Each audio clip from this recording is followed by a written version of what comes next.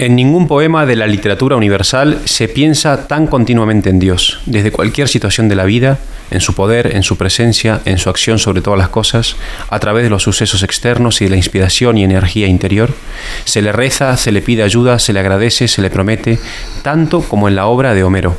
Ciertamente, un ritual sacro regula el curso del día, las comidas, los grandes acontecimientos de la vida, pero los templos y santuarios permanecen casi invisibles. Los sacerdotes solo aparecen al margen. La tradición solo se refleja en una relación personal del héroe con Dios, en su profunda fe y su fe infantil, que sabe de la absoluta, incondicional e ilimitada libertad de Dios y de su perpetua presencia. Bienvenidos al Club Dalroy. Somos una vez más, me acompaña aquí Javier Rubio, un tomista recalcitrante, cayetanista, enemigo declarado personal, además lo lleva muy a pecho, de Martín Lutero. Sí, y tenemos aquí también a nuestro capitán Dalroy, que ayer circunstancialmente mencionó a Kierkegaard para acordarse de que es kierkegaardiano, porque en realidad solo no hace más que hablar de Rudolf Otto y de otros fenomenólogos de la religión. Y hoy tenemos también con nosotros a Victoria Hernández, una grandísima amiga de todos los miembros de este club, pero además una eminencia dentro de la literatura en esta universidad, y este es precisamente el tema que nos une. Ella hizo su doctorado sobre Retorno a Braeshead, una obra magnífica de Evelyn Waugh. También ha sido compañera del Máster de Humanidades, es profesora en el Máster de Humanidades, es subdirectora también del grado en Humanidades, y o sea, además de saber muchísimo de muchísimas cosas, pues su especialidad es la literatura, y es de eso de lo que venimos a hablar. Hacía tiempo que no hablábamos de literatura. El primer podcast fue sobre Tolkien. Hoy vamos a hablar sobre Homero. ¿Y por qué vamos a hablar sobre Homero? Pues porque de Homero parte todo. O sea, es que no nos podemos engañar, ¿no? Y esto es un podcast, y lo tenemos muy claro, que hemos venido a hablar de temas importantes, en libros importantes, y que además se alinean con lo que nosotros consideramos que es lo más verdadero, lo más bello y lo más bueno. Y yo creo que estas tres condiciones se dan plenamente en Homero. Entonces vamos a hablar de la Ilíada y la Odisea, pero vamos a hablarlo desde una perspectiva que es también muy nuestra, que es la cuestión de la familia, que es la cuestión de la educación de los hijos, que es la cuestión de la relación conyugal. Todos estos temas aparecen con una increíble actualidad en la obra de Homero. Pero bueno, cedo la palabra también a Victoria para que nos cuente un poco. Me consta que ella ha tenido recientemente una conferencia sobre la Odisea que ha tenido muchísimo éxito. No sé si quieres que nos centremos en algún pasaje, si quieres que empecemos con algún tema de los que teníamos pensados o de los que habíamos hablado, pero vamos, yo creo que aquí venimos dispuestos a todo. Sí, además, mientras Victoria está buscando entre los textos, a mí me gustaría plantear una cuestión previa, que tiene que ver con esta justificación que hacía recién Javier. ¿Por qué vamos a tratar a Homero aquí, ¿no? O sea, ¿por qué vamos a hablar de un grandísimo poeta que vivió hace cuánto, 3.000 años, un poquito más, ¿no? Principio, si es que vivió, bueno, eso es otra polémica que vosotros sabéis mucho más que yo, pero Aedo Ciego de Grecia, que es el gran padre de la literatura universal de alguna manera, porque vamos a hablar de eso en un podcast que está dedicado sobre todo a temas de familia, de cultura católica, siendo que Homero no es católico, o sí, entonces volvemos a plantear tal vez esta cuestión más previa, más no sé, más universal también, ¿no? De qué entendemos por lo católico y por qué también de alguna manera siempre tendemos, eso lo he experimentado yo entre mis amigos y tal, entre los católicos tenemos una gran afición por lo clásico, en general.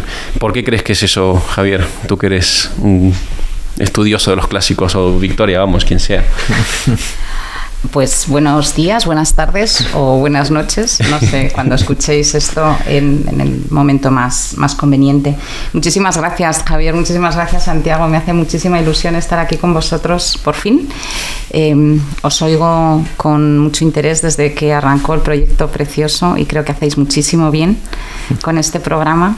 de verdad lo creo.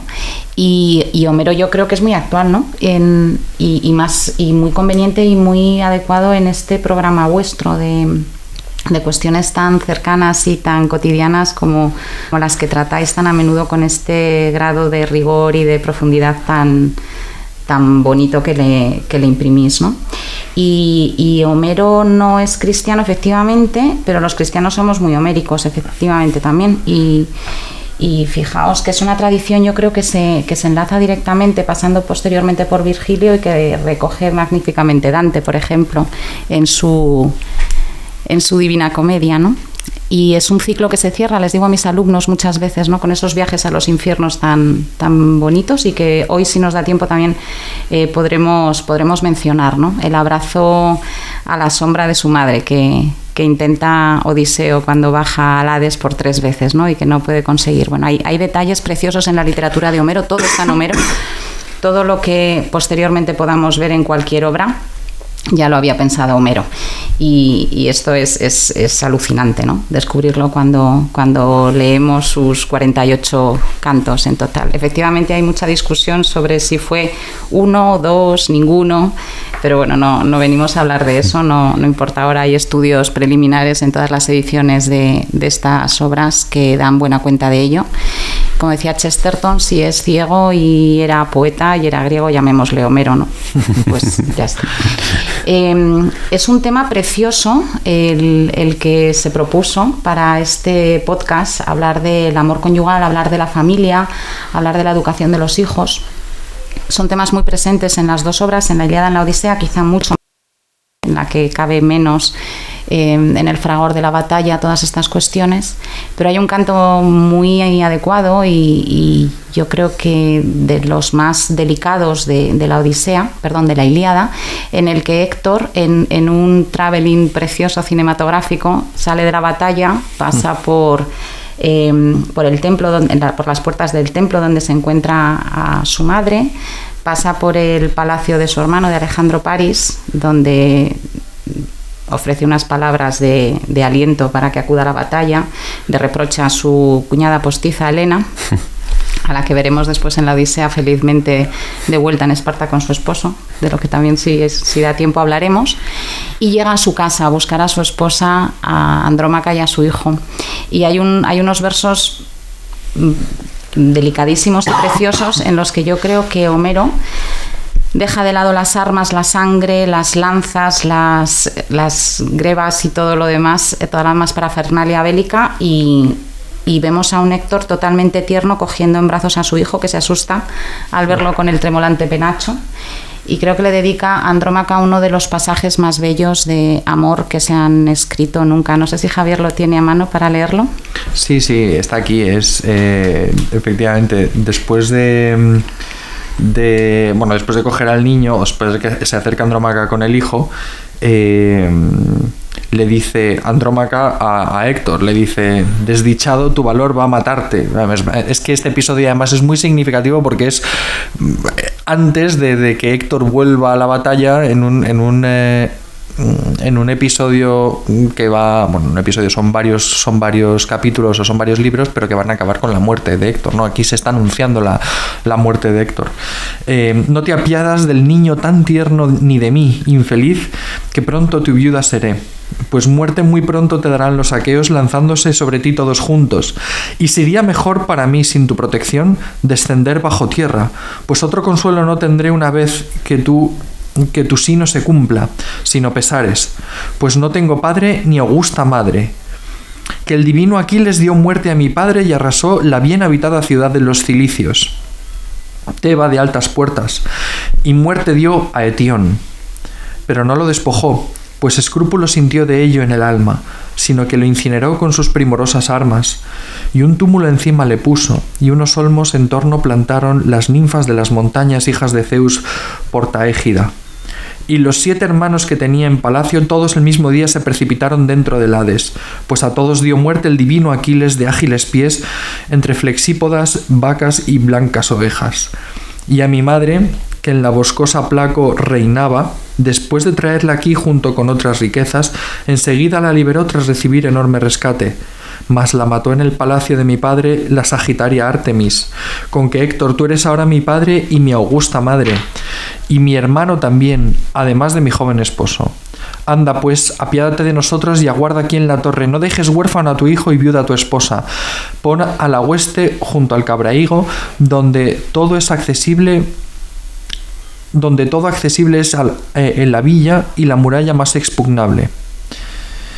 Pues 3 veces llegando hasta aquí lo intentaron los próceres, además de los 2 hallantes y el afamado Idomeneo, el intrépido hijo de Tideo, y también ambos atridas. Algún buen sabedor de oráculos se lo dijo sin duda, o quizás su propio coraje a ello los anima e impulsa. Leo también la respuesta de Héctor, que es que también es muy, muy fuerte. Y respondióle a su vez el poderoso Héctor de fulgido casco: mujer, también a mí todo esto me inquieta, pero vergüenza espantosa me dan los troyanos y troyanas de talares peplos, si cual cobarde me aparto lejos de la guerra.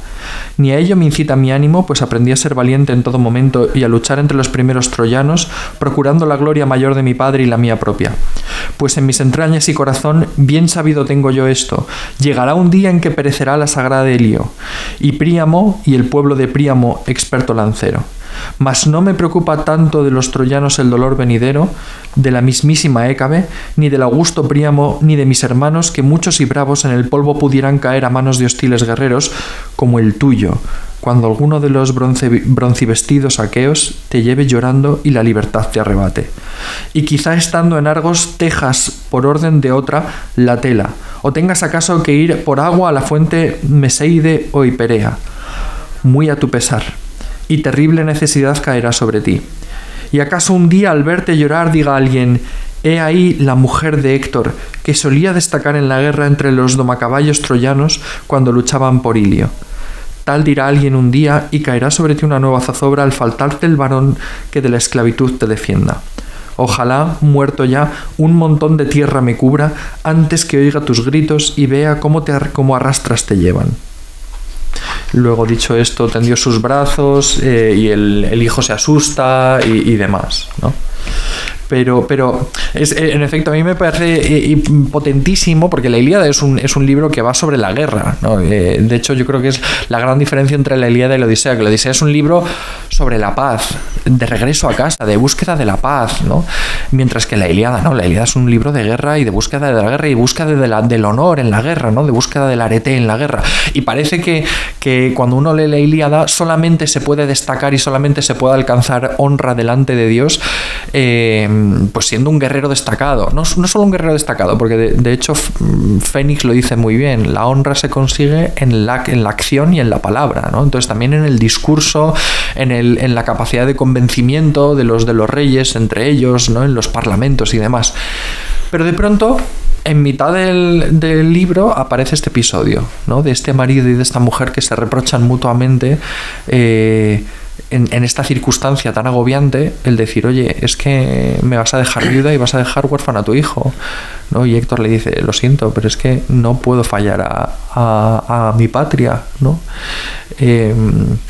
Y uno dice: ¿y aquí dónde está el arete? ¿No? Es arete guerrera y es arete, ¿no? Es una especie de pequeño paréntesis. Además, inmediatamente luego Héctor va a querer coger en brazos a su hijo se va a asustar, se van a reír los dos, como que es una escena de pronto así como muy, muy hogareña. De alivio cómicos. Sí, y que parece como muy, muy fuera de lugar, ¿no? Pero esto, fíjate que lo estaba leyendo ahora en la Paideia de Jaeger, que me ha llamado la atención, que para Homero, incluso en la Ilíada, la arete no es solamente un honor guerrero, no ese honor guerrero lo que manifiesta es la formación de un alma, de un que sostiene esa posibilidad. La guerra aparece así como el escenario idóneo para que un hombre manifieste pues las mayores virtudes. Sí, su carácter al final. Justo. También, ojo, que también es una oportunidad para que el hombre manifieste sus peores bajezas. Uh-huh. Pero eso, tanto las bajezas como en la sublimidad, se han construido con piedra sobre piedra, ¿no? Durante una vida, con mucha formación, con mucho carácter. Dice Héctor literalmente: para esto he sido entrenado, o sea, para esto he nacido y he vivido, ¿no? Para defenderos, para defenderte a ti y a mi hijo. Sí, aquí hay a mí me está recordando mucho, ahora que leías ese pasaje, a la película esta de Malick, la de Vida Oculta, ¿no? Porque es una situación similar en el sentido de que es el esposo que por esa fidelidad a la conciencia, por esa fidelidad a lo que Dios le dice a través de la conciencia, pone en riesgo su vida, sabe que va a morir, ¿no? Y su mujer está y al final hay un apoyo de la mujer, igual que hay un apoyo también aquí, ¿no? En la Ilíada, ¿no? Entonces me recordaba mucho a esa película de Malick y pensaba también, ¿no? Cómo a veces, o sea, es que amar no es solamente estar contigo todo el tiempo, ¿no? O sea, es incluso a veces ir en contra de, no sé, de lo que yo quisiera, de lo que yo desearía, o de lo que nosotros deseamos, o lo que, ¿no? Que es un poco lo que pasa aquí. O sea, yo creo que hay una, no sé cómo lo veis vosotros, pero hay un amor muy grande de Héctor a su hijo, a su esposa, en hacer aquello que no quiere hacer. Héctor es consciente de que muere, de que va a morir en breve y que Ilio va a caer. Y eso no se lo puede evitar a su esposa. Cuando su esposa le sugiere que huyan y él dice que no, que está hecho para esto precisamente, pero lo único que te puedo dejar, sabiendo lo que va a ocurrir, es que cuando seas una esclava y estés lavando estés ahí, la ropa por los demás, alguien se gire y diga, ahí va Andrómaca, la mujer del honorable Héctor. O sea, por lo menos que te quede esa gloria, ese cleos, ¿no? del recuerdo de los que todavía viven, y no te avergüences también de que morí en deshonor, ¿no? Y lo mismo dice, ojalá mi hijo sea mejor que yo, que esa es otra frase que luego aparece también en la Odisea, pero en sentido contrario, ningún hijo es mejor que su padre. Esto los alumnos se revuelven mucho. ¿Cómo que ningún hijo es mejor que su padre? Y digo, bueno, esto lo decís vosotros porque tenéis 18 años. Cuando tengáis 48 años, pues entenderéis la frase, ¿no? Ningún hijo supera a su padre. Muy pocos lo hacen. Y yo creo que es una constante al final, ¿no? El amor más allá, en este caso, de la muerte. Muero porque te quiero y doy mi vida por mi patria, por mi familia, y no quiero robaros ese honor del que podéis disfrutar cuando ya no esté. Yo creo que es una muestra preciosa de amor. Y antes de pasar a la Odisea, porque a lo mejor en la Ilíada, no, precisamente por su naturaleza, es más difícil encontrar este tipo de pasajes o este tipo de momentos familiares, a pesar de que rascando se pueden encontrar otras cosas, pero a mí me gustaría hacer ver también cómo en Homero sucede algo que yo digo que es casi milagroso desde el punto de vista cultural, y es que hay una noción de mujer que es muy superior a lo que va a venir después. O sea, si uno analiza la cultura griega desde la época de Solón, del siglo VII, estos siglos de oro, VII, VI, V antes de Cristo, e incluso hasta la época de los romanos, el concepto de mujer que aparece aquí en Homero es sublime. O sea, no solamente toda esta guerra y toda esta épica parte de la clara concepción de la belleza de la mujer y de que es una belleza por la cual merece la pena ir a la guerra y por la cual merece la pena asumir tantos sacrificios. Y aquí obviamente hay que entender la belleza no como una belleza puramente superficial o extrínseca, no, que también, ¿no? Porque para los griegos había un orden en todas las cosas, ¿no? Pero por una belleza que de alguna forma, como decíamos antes también con el tema del honor, inunda absolutamente toda la persona. Y sin embargo aquí en la Ilíada, precisamente las dos mujeres más importantes o que aparecen con un papel más claro, yo diría que también la madre de Héctor, pero sobre todo Helena y Andrómaca, ¿no? Y ojo, que Helena a mí siempre me ha parecido muy noble, porque ella sabe que todo es culpa de ella y ella no hace más que echarse la culpa a sí misma, ¿no? Además una noción bastante cristiana de culpa desde mi punto de vista. Pero sobre todo Andrómaca.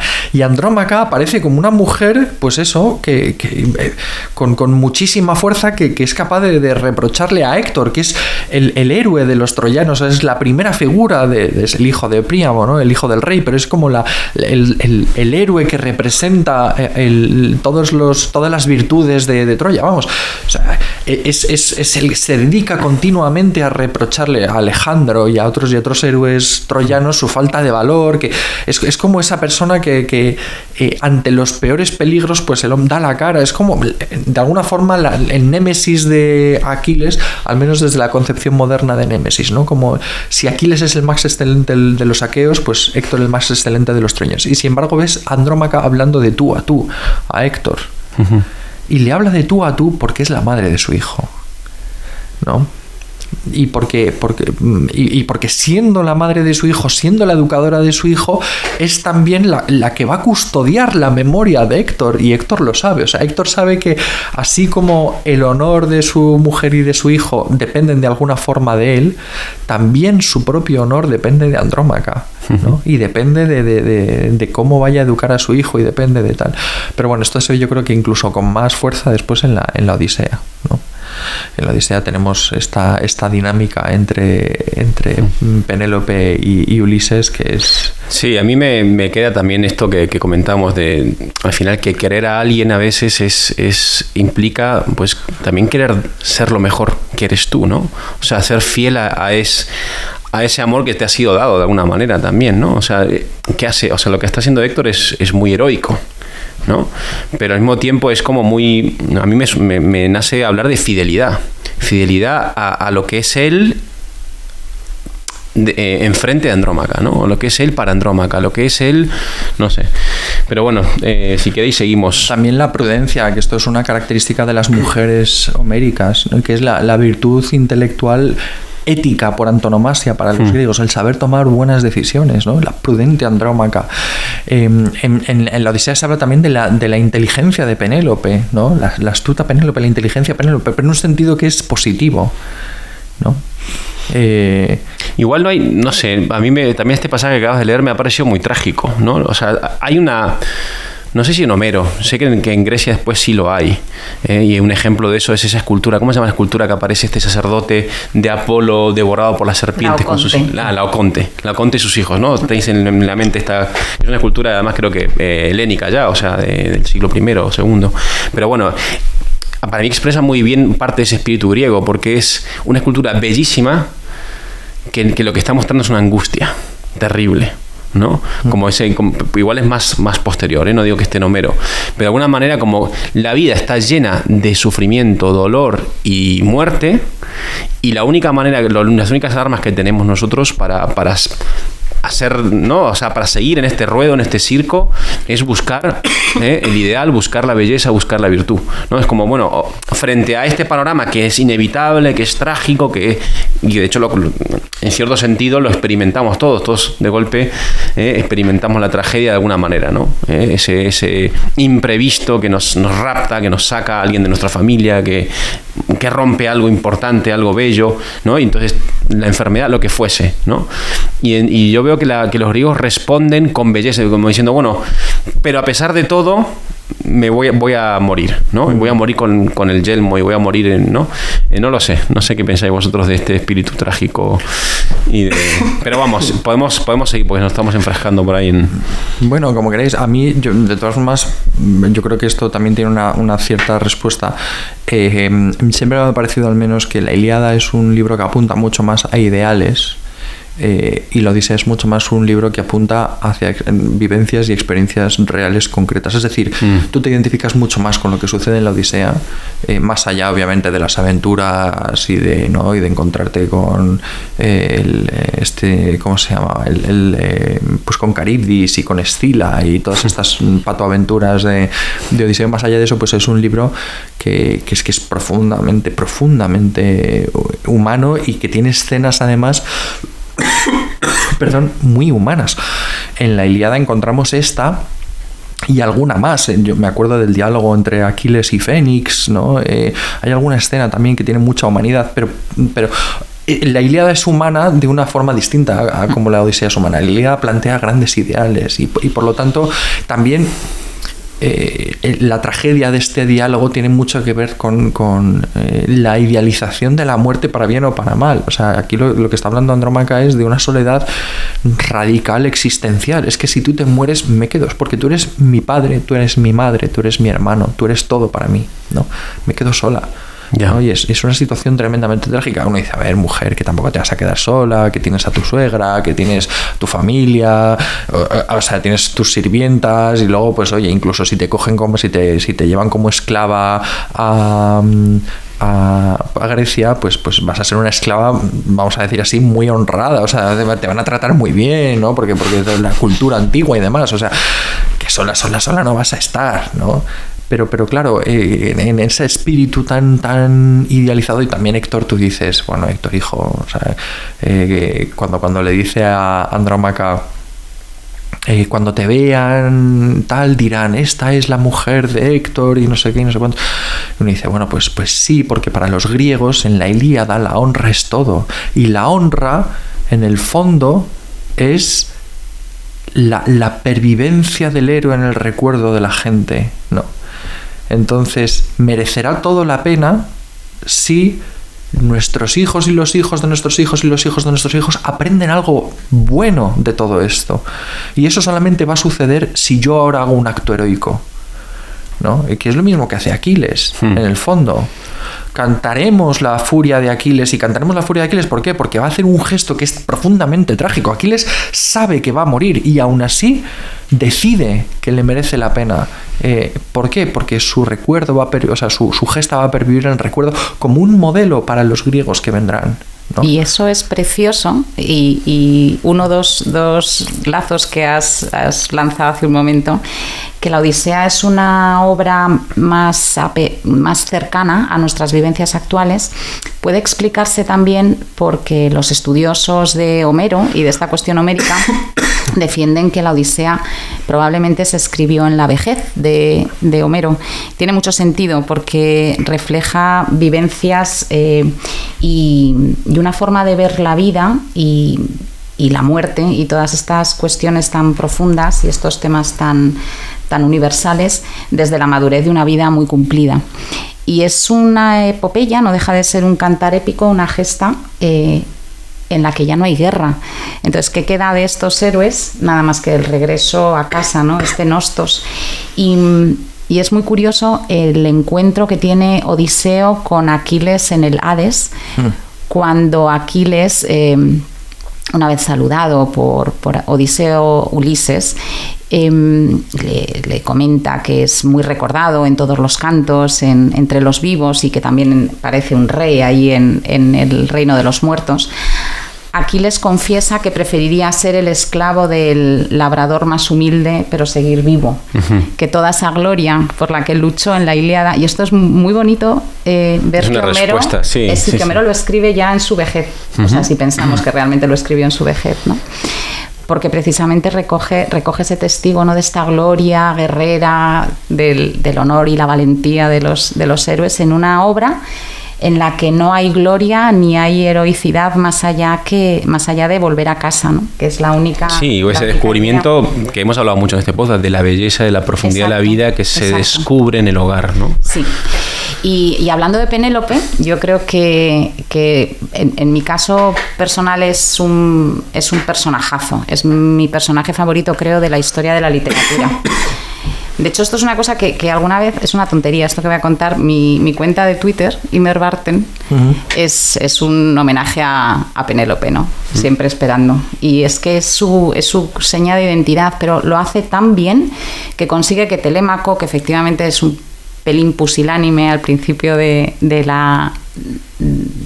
poema, es un niño que no se ha sentido abandonado en todos esos años que lleva sin su padre. No ha habido abandono en la Odisea porque Penélope no lo ha consentido.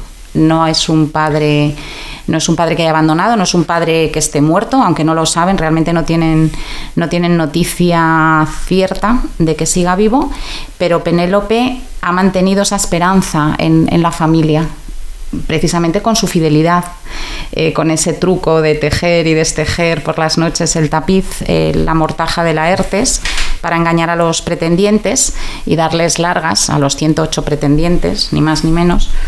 Los maneja y los torea, entre comillas, con muchísima pericia, porque efectivamente, y esto yo creo que es un elemento que aparece de puntillas en la Odisea en un par de ocasiones y quería traer aquí también, creo que es fundamental para que un matrimonio funcione como un reloj suizo, en este caso, que sean del mismo parecer, el marido y la mujer, el esposo y la esposa. Y esta cuestión aparece de pasada en uno de los cantos cuando Odiseo llega a la costa de los Feacios y se encuentra a Nausicaa y ella lo recoge y lo protege y lo cuida. Y él en el agradecimiento pide a los dioses que le concedan un marido que sea de igual parecer a ella, como lo que a él le ocurrió con su Penélope. Porque no olvidemos que Odiseo es el polítropos, ¿no? El hombre de muchas vueltas, el hombre astuto al que se le ocurre la idea genial del caballo que da fin a la guerra, ¿no? y destruye Troya, pero de tantas otras, ¿no? De tantas otras astucias que demuestra a lo largo de las dos obras de Homero. Pero es que Penélope no se queda atrás, o sea, Penélope es la más astuta de todas y es una buena esposa, ¿no? Y este concepto de homofrónise, igualdad de pareceres, que aparece a lo largo de toda la obra, yo creo que es fundamental también para entender que este matrimonio esté tan bien avenido. Hay un fragmento, y no sé si queréis que pasemos a hablar del regreso a casa de Menelao y Helena, que aparecen en la Telemaquia, en el canto cuarto de la Odisea, como si no hubiera pasado absolutamente nada durante los 10 años que duró la batalla. Hay un detalle, antes de pasar con Menelao y Helena, hay un detalle que a mí me hace muchísima gracia de cuando Odiseo acaba en la costa de los Feacios, y es que Odiseo sabe, esto es muy interesante, que Odiseo sabe que el rey de los Feacios no toma ninguna decisión si no es siguiendo el consejo de su mujer, y por eso Odiseo se abraza a las piernas de la reina para que interceda por él ante el rey. Es decir, que porque él sabe que si la reina dice vamos a ayudar a este pobre hombre, el rey no le va a decir que no, ¿no?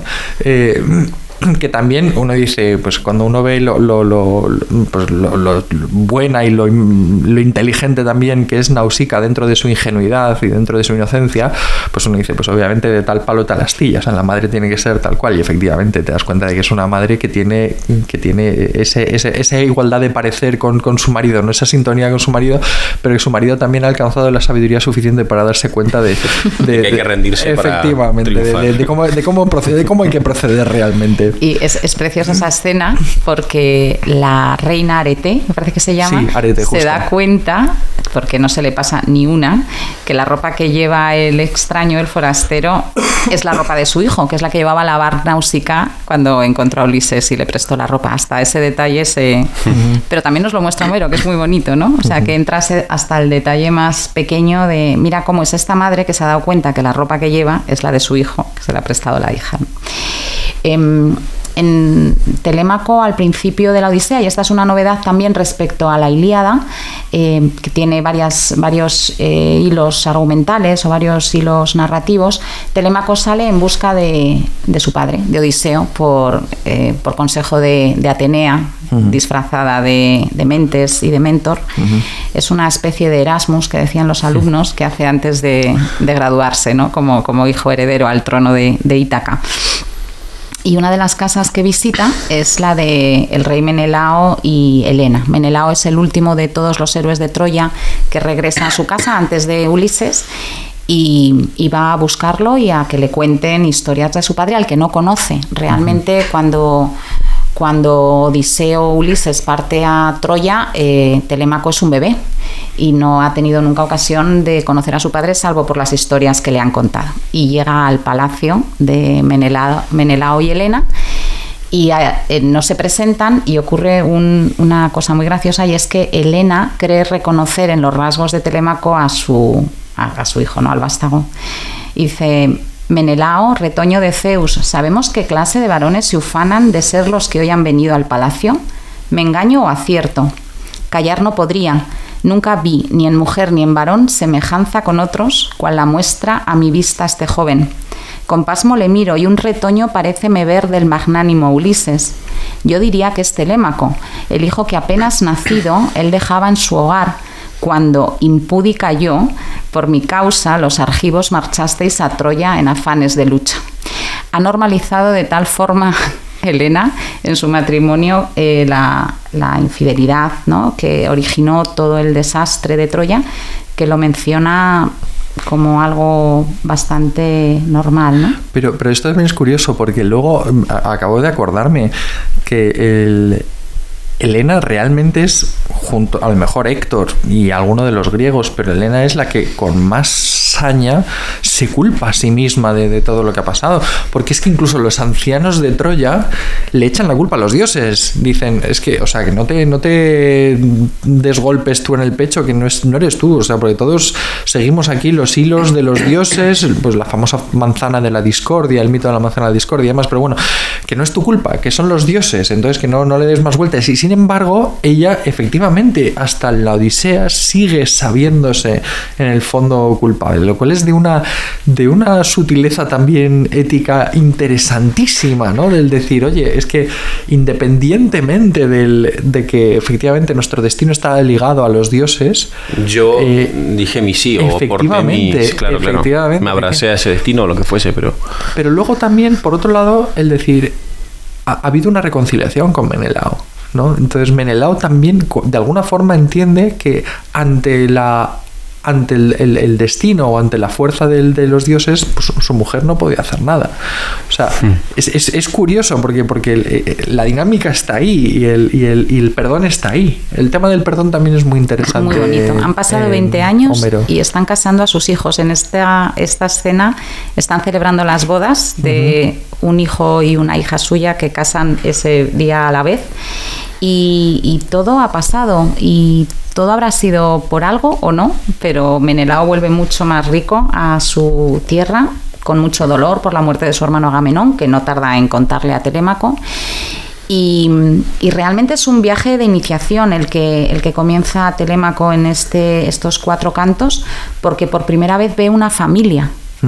Todo lo normal que sea o deje de serlo, porque es una familia extraña también la de Helena y Menelao, con todo lo que han sufrido y por todo lo que han pasado, pero es la primera vez que Telémaco ve una familia y cómo se comportan en un reino en el que sí se cumplen las leyes de la hospitalidad. Porque de hecho los reciben como grandes invitados sin saber siquiera quién son. Cuando él estaba hundido en Ítaca con unos pretendientes que han asaltado el palacio y están vaciando las bodegas y las despensas de su padre, sin ningún respeto a esas leyes de la hospitalidad que tan a bien tienen los griegos en llevar a rajatabla. Había era un reino sin ley, Ítaca, hasta que regresa Odiseo más adelante. Pero fíjate que ahí también hay un reproche muy fuerte de Homero, porque Homero siempre presenta la aristocracia como un modelo de virtud, no como un modelo de vida. Y cuando ve que los pretendientes, que son aristócratas, ¿no? Están faltando a ese estándar, la culpa es mayor, la culpa es doble, porque no te estás portando de una forma como un villano por ser un villano, que ya de por sí estaría mal. Se estás portando como un villano cuando tenías que ser un modelo, ¿no? Y por eso la culpa de los pretendientes es doble, y por eso el castigo es tan duro, ¿no? También, o sea, hay una proporcionalidad entre la culpa cometida y el castigo. Pero de todas formas, aquí también rescato 2 cosas que son muy interesantes. Por un lado, que Homero Helena ha dejado de ser esa mujer de una belleza irresistible que es como una especie de vórtice de catástrofe, y se ha convertido en una dama de una familia, y representando el papel de una mujer, de una. Entonces está claro que hay un cambio ahí importante de dinámica dentro de la Odisea a la Ilíada. Pero además es difícil de entender en nuestra sociedad de hoy, ¿no? O sea, al final es, ¿no?, que parece que nos guiamos y lo más auténtico es tus impulsos y lo que te lleva a hacer cosas, la liberación, no sé cuánto. Y entonces, ¿cómo cabe en una mente contemporánea decir, oye, pero es que Helena está bien, no está reprimida ni sometida, sino que puede ser feliz en esa circunstancia, que se aleja de ese impulso juvenil, que va en contra de ese impulso juvenil, y sin embargo es una Helena, como decía Victoria, pues de una madurez, de una, no sé. Hombre, que la satisfacción profunda está en volver al hogar, que es lo que todos queremos, y en envejecer con la persona a la que quieres, viendo cómo se casan tus hijos, ¿no? Y recibiendo huéspedes en tu casa. O sea, que es que la felicidad no está en ese amorío loco que te ha llevado a otro reino con otro personaje y demás, No, está en otra parte. Y esto es también lo que muestra tanto Odiseo como Telémaco, ¿no? Como estabas contando, porque los dos tienen un viaje ahí, ¿no? Un viaje que les va a llevar hasta su encuentro. Sí. Pues hay dos momentos centrales en la Odisea que no quiero que nos dejemos fuera, que el tiempo ya apremia.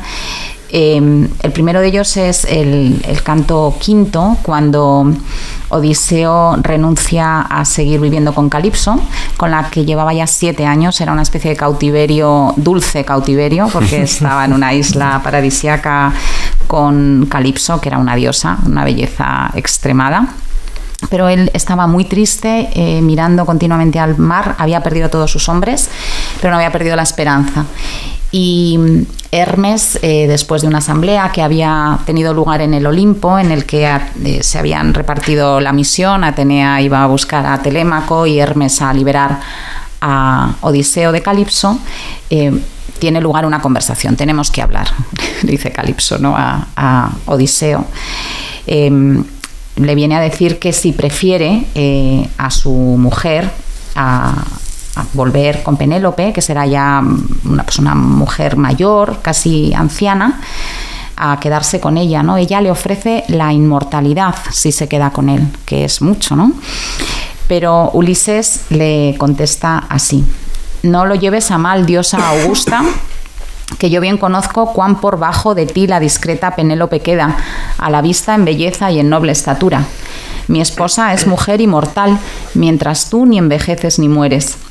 Mas con todo yo quiero, y es ansia de todos mis días, el llegar a mi casa y gozar de la luz del regreso. Si algún dios me acosare de nuevo en las salas vinosas, lo sabré soportar. Sufridora es el alma que llevo en mi entraña. 1000 penas y esfuerzos dejé ya arrostados en la guerra y el mar. Denle colmo esos otros ahora. Así dijo. Ya el sol se ponía, vinieron las sombras y marchando hacia el fondo los dos de la cóncava gruta, y continúa, ¿no? Él hace una declaración de intenciones clarísima. Él prefiere a su mujer, sabiendo que es menor en belleza, en estatura y que es mortal, pero solo vive ya por ver la luz del regreso, que me parece precioso, ¿no? Esta fórmula que utiliza Homero muchas veces a lo largo de todo el canto. Y antes de que hablemos de este tema, y para que nos dé tiempo a incluirlo, porque yo creo que es el temazo de todos los temazos, es la recuperación de la intimidad con Penélope, una vez que se dedican los 12 últimos cantos, o sea, la segunda mitad del poema, al regreso de Odiseo a Ítaca, a la recuperación de su lugar como esposo, como rey, como padre. Y una vez que vence a todos los pretendientes y los mata en unas escenas a la altura de las que ocurren en la Ilíada, de muerte y sangre y venganza preciosas, se reencuentra con su mujer. Pero hay una escena en el canto 23 que es muy llamativa, porque Penélope no se fía de que Odiseo sea realmente quien dice. Claro, ella también lleva sin verlo 20 años, y muchos había que se habían acercado a Ítaca diciendo que eran él, ¿no? Bueno, la cuestión es que le lanza una prueba en la que nadie más que él sabría si realmente... O sea, nadie más que él sabía la respuesta. Es que estoy buscando el texto, perdón. Entonces dice Penélope a la sirvienta, que ha sido la niñera de Ulises y que lo reconoce al principio cuando lo está lavando, porque tiene una cicatriz en el muslo que le causó un jabalí cuando era niño. Es preciosa esa escena también.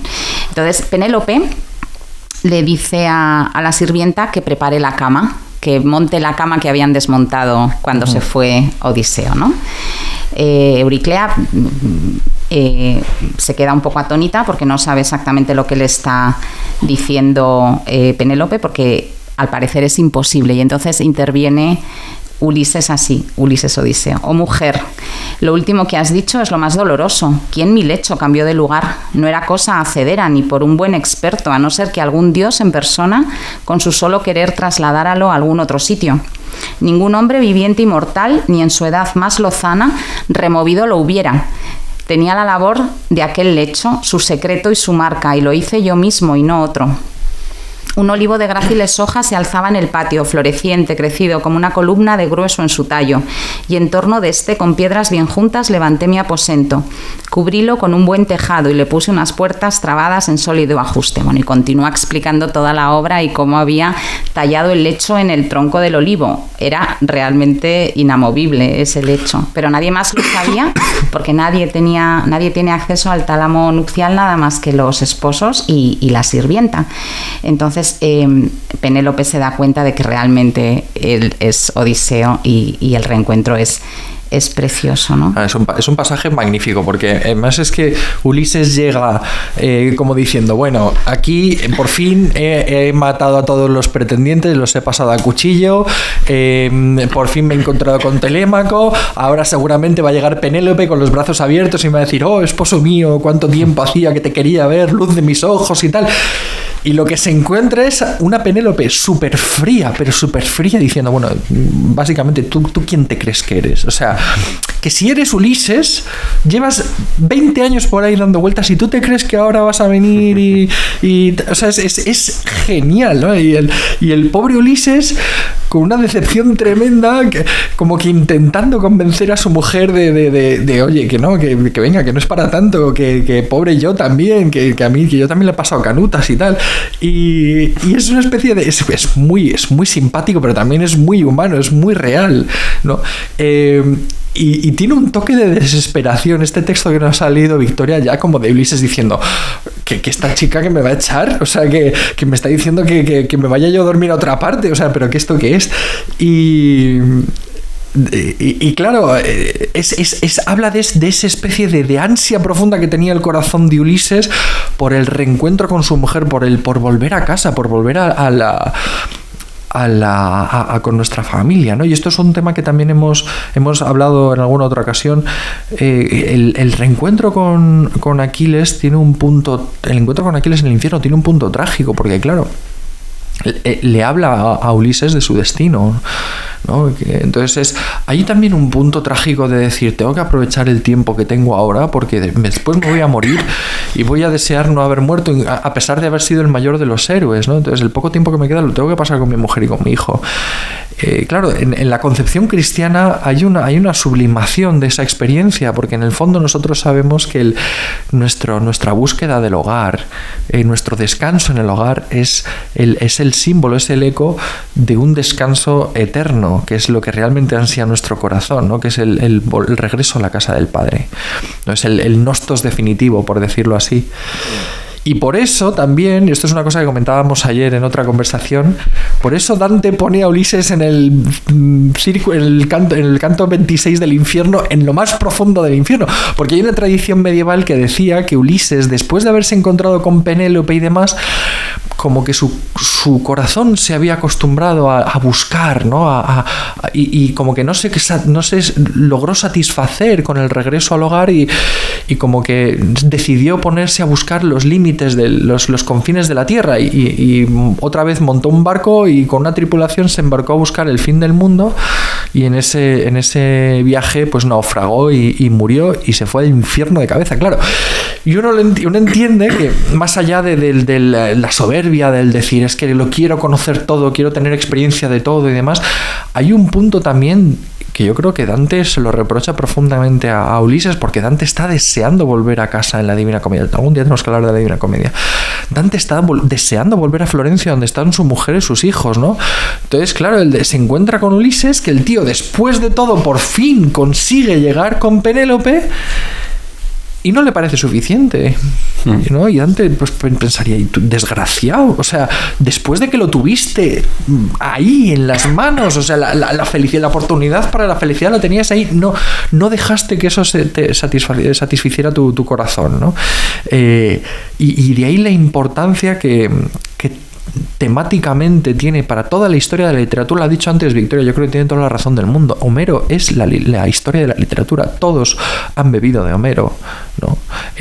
Sea por el tema del combate, de la heroicidad, de lo modélico, sea por el tema del viaje, del nostos, pero el nostos que siempre es un retorno, siempre implica un retorno, el viaje siempre implica un retorno al hogar, perdón, hasta el punto de que incluso en las explicaciones más arquetípicas del viaje del héroe siempre hay un retorno al al hogar, ¿no? Eso es como algo que es profundamente humano y que muestra que la felicidad no está lejos de casa, ¿no? Que es natural que tengamos que salir de casa para poder crecer, para poder, ¿no?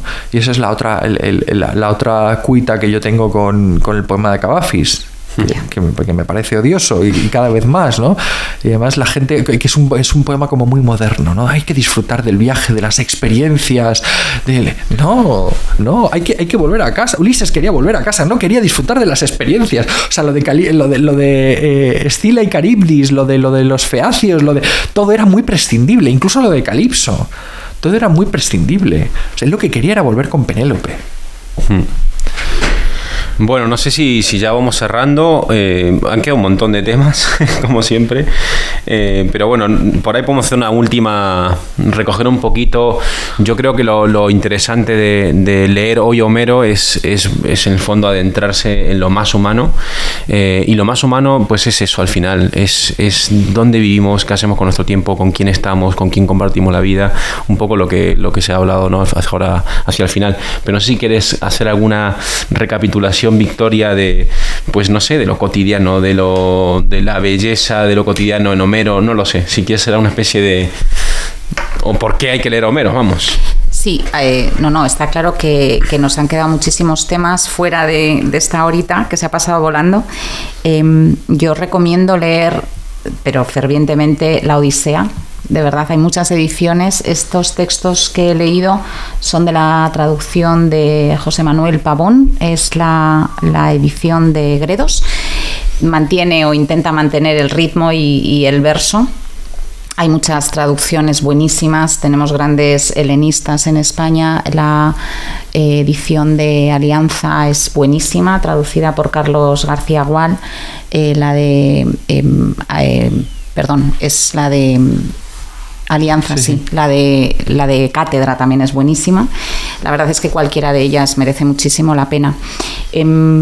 ¿Por qué hay que leer a Homero? Porque, como hemos dicho en varias ocasiones, está todo en Homero, porque nos recuerda lo importante que son las cuestiones humanas. Es verdad que no es cristiano, no toca quizá con la delicadeza que lo hace posteriormente Dante, el tema de la esperanza, pero realmente está ahí, está entre sus versos, no hay duda. Y ese regreso a casa, independientemente de si volvió a irse o no, que no lo sabemos, es de verdad una auténtica maravilla. El canto 23, los antiguos decían que la Odisea de Homero termina en el verso 269 del canto 23, que lo demás es un añadido. No lo sabemos, el encuentro con Laertes, con su padre y demás, pero creo que todo está ahí. Creo que está el amor conyugal, creo que está la educación de los hijos, creo que está el honor, la madurez, el disfrute de la vida, el amor a lo cotidiano, a lo pequeño, al hogar. Creo que está todo y que merece muchísimo la pena leerlo. Poco más. Y que es de una gran actualidad, ¿eh? O sea, porque es otro tema que cabría tratar también en otro momento, pero en la necesidad de la relación del hijo con el padre, por ejemplo, la figura paterna, la ausencia del padre, lo que significa la ausencia del padre, y la presencia del padre y lo que significa la presencia del padre, es potentísimo tanto dentro de la Ilíada como dentro de la Odisea, de formas distintas, pero muy, muy verdaderas y muy reales las dos. Son obras que no son fáciles de leer, sobre todo porque pues a lo mejor no tenemos muchas veces la sensibilidad lo suficientemente educada, y nos falta un poco de paciencia, y también son libros que a lo mejor necesitan un poco de contexto, pero yo creo que son los típicos libros que darles una oportunidad y darles tener un mínimo de paciencia, por decirlo así, supone un enriquecimiento mucho mayor, ¿no? Es decir, conviene invertir en este tipo de lecturas, por decirlo así, ¿no? Y luego tiene pasajes que son profundamente amables, y es verdad, como decía Victoria, que también hay traducciones que son más sencillas que otras. pero vamos, yo por supuesto que recomiendo muchísimo más fácil probablemente la Odisea que la Ilíada, pero la Ilíada también es una obra espectacular, ¿no? Y muchos de los todo de la épica y de los grandes temas literarios y muchos de los grandes y principales temas éticos, morales, incluso teológicos, aparecen aquí en Homero. Nos ha faltado por ahí hablar hemos leído al principio el texto que no he dicho que era de von Balthasar, no sé si esto es de la estética o de metafísica, del Gloria. Del Gloria, la parte de metafísica. Vale, porque ahí también apuntaba Balthasar, que me sorprendió bastante esta idea de la fe, de la relación personal con el Dios, o sea, ¿no? Como... Sí. Bueno, pero bueno, sería para... Es que es otro tema muy importante, o sea, sí. que la interacción de los dioses con los hombres en Homero es personal, no es social. No es oficial, social, como es la religión griega luego, ¿no? Efectivamente. Lo que sabemos de ella. Y luego es un capítulo que empieza... de hecho, yo lo voy a recomendar, si me permites, y así inauguro la parte de recomendación de obras. Es un capítulo... Yo recomendaría este primer capítulo de la metafísica de von Balthasar, porque es, para ser von Balthasar, sorprendentemente claro. Y además el inicio es espectacular. A Occidente, y solo a Occidente, le ha correspondido la suerte de tener como fundador a Homero y tal, ¿no? Es una cosa impresionante. Y luego también recomiendo, y perdón porque las dos obras son un poco técnicas pero es que a mí me han enriquecido tanto en mi forma de entender a Homero y mi lectura de Homero. Por un lado, como he dicho, el primer capítulo del volumen de la metafísica de Gloria de von Balthasar, que se titula Homero, y luego los 3 primeros capítulos de la Paideia de Jaeger, ¿no? Que también hablan sobre Homero como educador y sobre cómo toda la propuesta de la Ilíada y de la Odisea en el fondo es una propuesta en valores educativos para Grecia, ¿no? Que va a ser una de las civilizaciones, si no la civilización desde el punto de vista educativo y desde el punto de vista pedagógico superior de la antigüedad, ¿no? Son 2 obras indispensables, sobre todo para entender en profundidad a Homero. Bien, yo no voy a recomendar libro hoy, pero voy a poner la voz de Juan Serrano, que no ha podido estar hoy aquí, pero me ha pasado este texto que es de Massimo Recalcati, se llama El complejo de Telemaco, padres e hijos tras el ocaso del progenitor, que además Victoria lo ha leído, entonces por ahí me lo puedes contar tú, hablar un poquito de este libro brevemente para animar a la gente a leerlo. Sí, la verdad es que hace un análisis a través de este concepto que él maneja, el complejo de Telémaco, hace un análisis de la situación de la familia hoy en día, la ausencia de la figura masculina del padre, y pone en contexto el complejo de Telémaco con el complejo de Edipo, y habla muchísimo de psicoanálisis, habla de sus grandes maestros, de Lacan y demás, y realmente va tocando una serie de temas de forma muy, muy práctica y además con muchísimo rigor, pero con un texto muy ligero y muy accesible, porque son pequeños ensayos cortos en forma de capítulos que van tratando cada uno de estos motivos, y en alguno de ellos menciona uno de los temas que ha comentado ahora Javier, la ausencia del padre. Bueno, la verdad es que es un ensayo muy completo. Hay un problema, y es que está descatalogado. Este libro es de la editorial Anagrama. Esperemos que nos oigan y reediten esta joya del pensamiento actual. Y yo creo que tengo que recomendar también una obra. ¿Sí? Si quieres, sí. Hay una novela de la que llevaba oyendo hablar en varias ocasiones a grandes amigos, grandes lectores. Se titula Una Odisea, un padre, un hijo, una epopeya.